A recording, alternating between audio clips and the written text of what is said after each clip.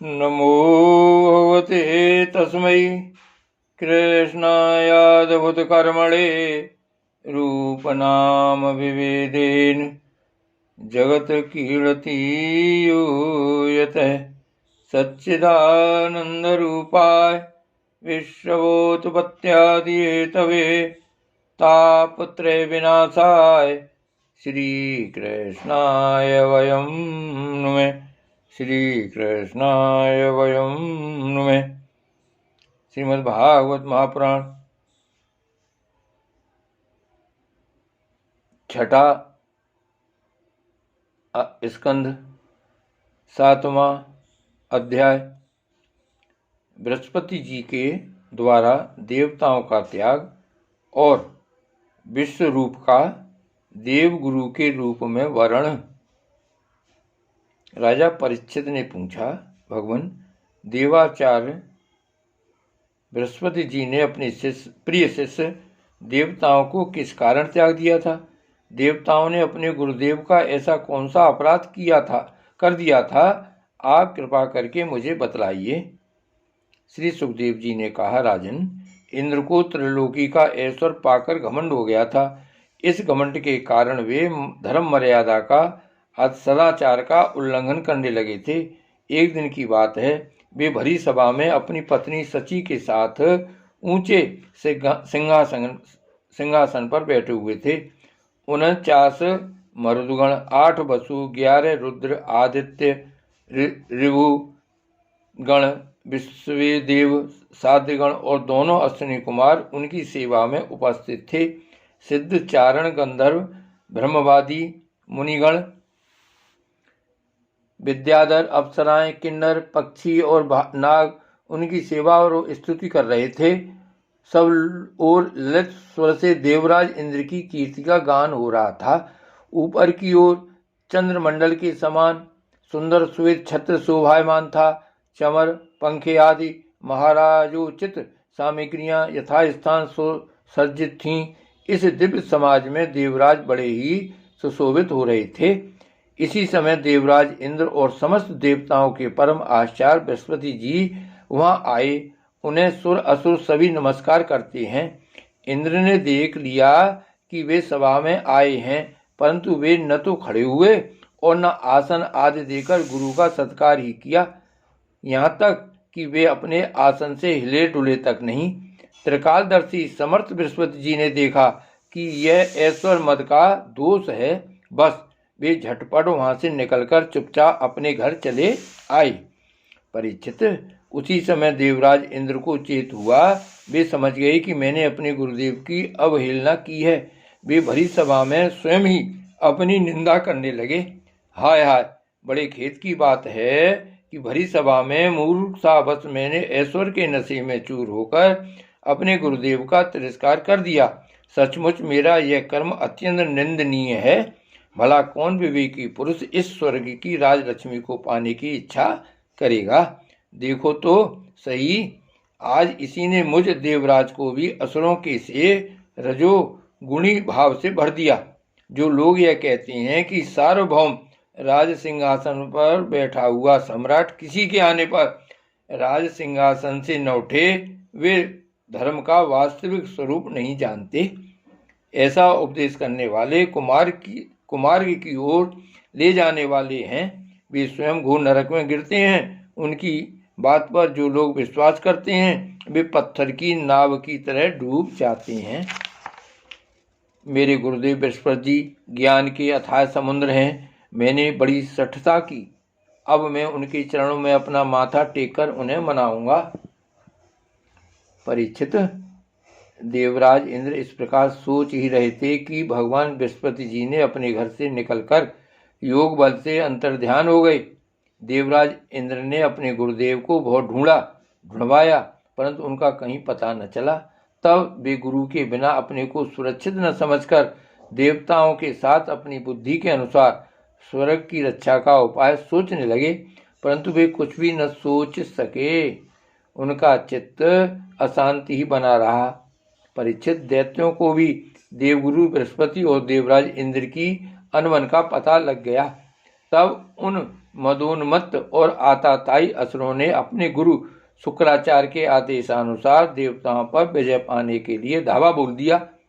उन्होंने देवताओं पर इतने तीखे तीखे बाणों की वर्षा की कि उनके मस्तक, जंघा, बाहु आदि अंग कट कट कर गिरने लगे।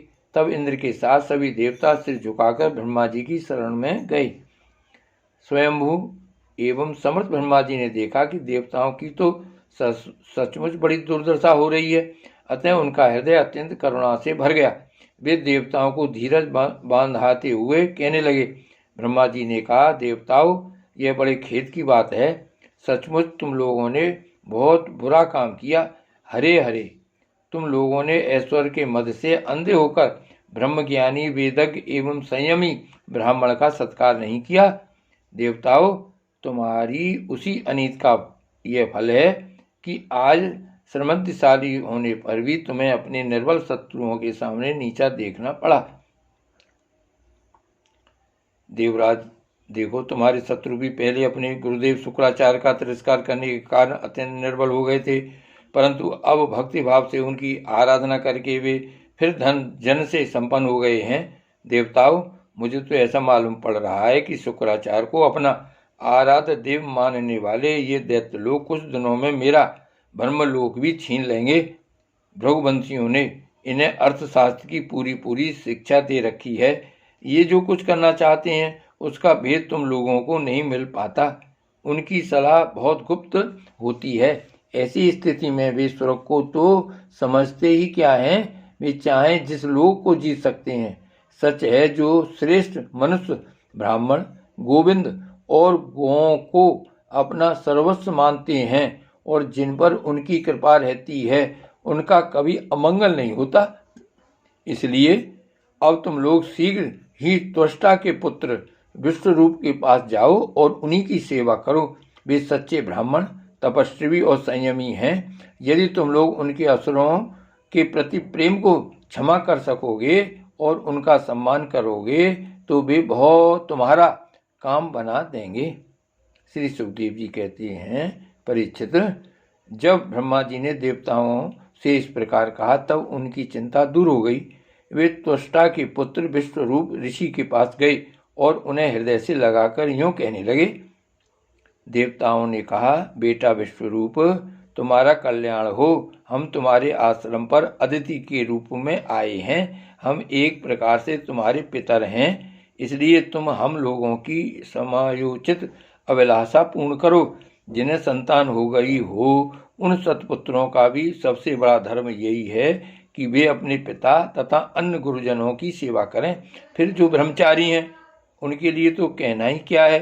वत्स, आचार्य वेद की, पिता ब्रह्मा जी की, भाई इंद्र की और माता साक्षात पृथ्वी की मूर्ति होती है। इसी प्रकार बहन दया की, अतिथि धर्म की, अभ्यागत अग्नि की और जगत के सभी प्राणी अपने आत्मा की ही मूर्ति आत्मस्वरूप होते हैं। पुत्र, हम तुम्हारे पितर हैं। इस समय शत्रुओं ने हमें जीत लिया है। हम बड़े दुखी हो रहे हैं। तुम अपने तपोबल से हमारा यह दुख, दारिद्र्य, पराजय टाल दो। पुत्र, तुम्हें हम लोगों की आज्ञा का पालन करना चाहिए। तुम ब्रह्मनिष्ठ ब्राह्मण हो, अतः जन्म से ही हमारे गुरु हो। हम तुम्हें आचार्य के रूप में वर्ण करके तुम्हारी शक्ति से अनायासी शत्रुओं पर विजय प्राप्त कर लेंगे। पुत्र, आवश्यकता पड़ने पर अपने से छोटों का पैर छूना भी निंदनीय नहीं है। वेद ज्ञान को छोड़कर केवल अवस्था बड़प्पन का कारण भी नहीं है। श्री सुखदेव जी कहते हैं, परीक्षित, जब देवताओं ने इस प्रकार विश्वरूप से पुरोहिती करने की प्रार्थना की तब परम तपस्वी विश्वरूप से प्रसन्न होकर उनसे अत्यंत प्रिय और मधुर शब्दों में कहा। विश्वरूप ने कहा, पुरोहिती का काम ब्रह्म तेज को क्षीण करने वाला है, इसलिए धर्मशील महात्माओं ने उसकी निंदा की है। किंतु आप मेरे स्वामी हैं और लोकेश्वर होकर भी मुझसे उसके लिए प्रार्थना कर रहे हैं। ऐसी स्थिति में मेरे जैसा व्यक्ति भला आप लोगों को कोरा जवाब कैसे दे सकता है। मैं तो आप लोगों का सेवक हूँ, आपकी आज्ञाओं का पालन करना ही मेरा स्वार्थ है। देवगण, हम अकिंचन हैं।